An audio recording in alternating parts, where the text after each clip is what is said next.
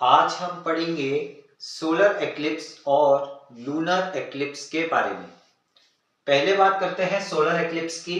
समझ लेते हैं ये क्या चीज है और इसको हम कैसे समझ सकते हैं, कैसे समझा भी सकते हैं। सोलर एक्लिप्स को दोस्तों हम बोलते हैं सूर्य ग्रहण। सोलर एक्लिप्स को हम बोलते हैं सूर्य ग्रहण। अब ये सूर्य ग्रहण होता क्या है? हमारी धरती सूरज के चक्कर काटती है, ये आप सभी को पता है। और हमारा चंद्रमा यानी कि चांद, वो इस धरती के चक्कर काटता है। ठीक है, जैसे अगर इसको समझा जाए तो मान लीजिए कि ये एक एक्सिस है जहां पे हमारी धरती घूमती है। मान लीजिए ये धरती है अपनी, ठीक है, इसको मैं नाम दे देता हूं अर्थ। इसको मैं नाम दे देता हूं अर्थ। ये है हमारी धरती। अब ये धरती जो है इस एक्सिस पे घूम रही है और इस एक्सिस के बीच में क्या आ रहा है? हमारा बड़ा सा सन यानी कि सूर्य। अब इस सूरज के चक्कर जो है धरती काट रही है। ठीक है, ये एक्सिस जो है ना, ये एक बार तो सूरज के बहुत ही पास आ रही है और एक बार बहुत दूर चली जा रही है। अब अगर आप देखेंगे तो इस धरती के चक्कर भी कौन काट रहा है? इस धरती का चक्कर भी कौन काट रहा है? हमारा छोटा सा चांद। भाई चांद बहुत बड़ा हो गया है, इसको थोड़ा छोटा बनाते हैं। ये हो गया हमारा छोटा सा चांद।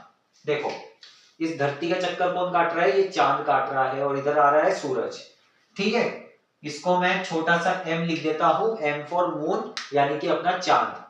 अब इस धरती और इस सूरज के बीच में, अभी बीच में है, बीच में जब ये चांद आ जाएगा, भाई देखो सबकी अपनी अपनी स्पीड है, ठीक है, सभी एक स्पीड से नहीं घूम रहे। और सूरज तो अपनी एक ही जगह पे है। इस सूरज का चक्कर लगाती हुई धरती और धरती का चक्कर लगाता हुआ अपना चंद्रमा जब एक साथ एक ही लाइन में आ जाते हैं और ये जो चांद है ये धरती और सूरज के बीच में आ जाता है, तो क्या होता है? अपना सूर्य ग्रहण। क्या होता है? सूर्य ग्रहण होता है अपना। ठीक है, इतनी बात आ गई आपके समझ में। चलो चंद्र ग्रहण जान लेते हैं। जान लेते हैं कि लूनर एक्लिप्स क्या कहता है। ठीक है, इतनी बात आ गई ना समझ में। चलो बात करते हैं लूनर एक्लिप्स की। लूनर एक्लिप्स क्या होता है? लूनर एक्लिप्स, ठीक है, लूनर एक्लिप्स जान लेते हैं क्या होता है। इसको हम हिंदी में बोलते हैं चंद्र ग्रहण। क्या बोलते हैं? चंद्र ग्रहण।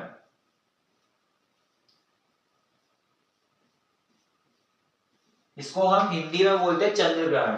वही बात आती है कि एक एक्सिस पे, जिस पे बीच पे सूरज है बड़ा सा और इधर धरती है बड़ी सी। अब बात क्या होती है ना, ये है अपनी अर्थ और अर्थ का चक्कर कौन लगा रहा है? मून। ठीक है, अर्थ का चक्कर कौन लगा रहा है? मून यानी कि अपना चंद्रमा। अब वो चंद्रमा पहले यहां पे था यानी कि इन दोनों के बीच में, अब वो बीच में से और घूमता हुआ किधर चला गया? इधर आ गया। ठीक है, अब ये इधर क्योंकि आ गया है तो इस सूरज की जो रोशनी है वो चंद्र पे, ये चंद्रमा पे तो बिल्कुल भी नहीं पड़ेगी। तो ये जो चंद्रमा है वो क्या हो जाएगा? पूरी रोशनी अपनी फेंकने लगेगा रात के टाइम पे, यानी कि अंधेरा ज्यादा हो जाएगा और हमें जो है चंद्रमा पूरी तरह से दिखाई देगा।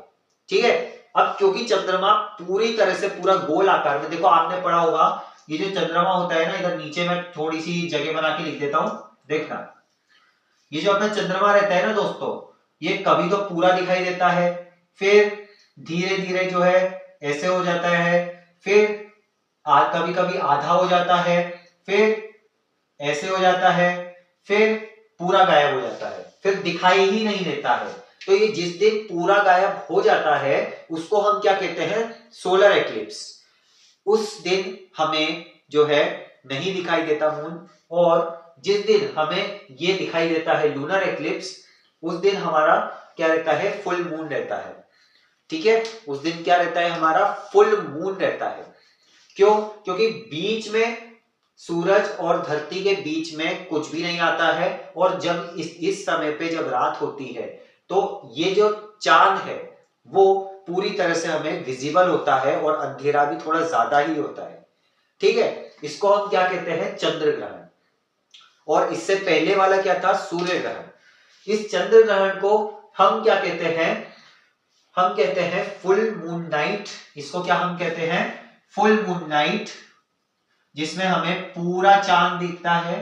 और सूर्य ग्रहण में हम क्या बोलते हैं, न्यू मून डे। ठीक है, सूर्य ग्रहण में हम क्या बोलते हैं, न्यू मून डे, जिस दिन हमें चांद बिल्कुल भी नहीं दिखता है। आई होप आपको ये वीडियो पसंद आई होगी। अगर इससे जुड़े आपके मन में और भी सवाल है, कमेंट करिए नीचे, मैं रिप्लाई करूंगा। और ऐसी और भी वीडियोस देखने के लिए चैनल को सब्सक्राइब करें। ये वीडियो पसंद है इसको लाइक करें, और अब मिलता हूं आपसे एक अगली वीडियो में। तब तक के लिए बाय।